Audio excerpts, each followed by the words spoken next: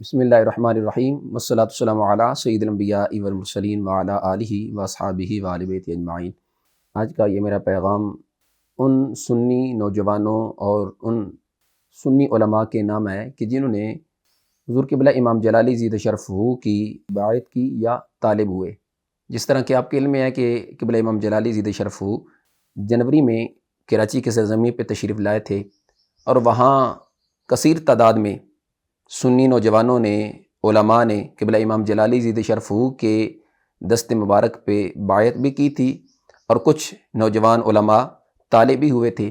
ان کی خدمت میں گزارش ہے کہ آپ جو تحریک صراط مستقیم پاکستان اور تحریک لبیک یا رسول اللہ صلی اللہ علیہ وسلم انٹرنیشنل کے ذمہ داران ہیں، ان کے نمبرز آپ کو سکرین پہ نظر آ رہے ہوں گے۔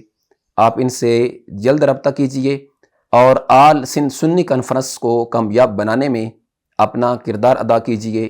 اللہ تعالی ہم سب کا حامی و ناصر ہو۔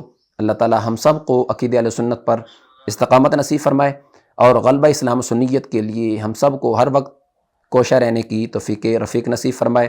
جس چیز کی آج ضرورت ہے وہ سنی کی بیداری ہے۔ گر جا گیا یہ سنی تو پھر ہر طاقت پہ یہ واری ہے۔ ہر کوئی اپنے مسلک سے وابستہ رہ کے جیتا ہے، کیوں سنی اپنے مسلک کے اظہار سے اب تک عاری ہے۔ والسلام علیکم ورحمۃ اللہ وبرکاتہ۔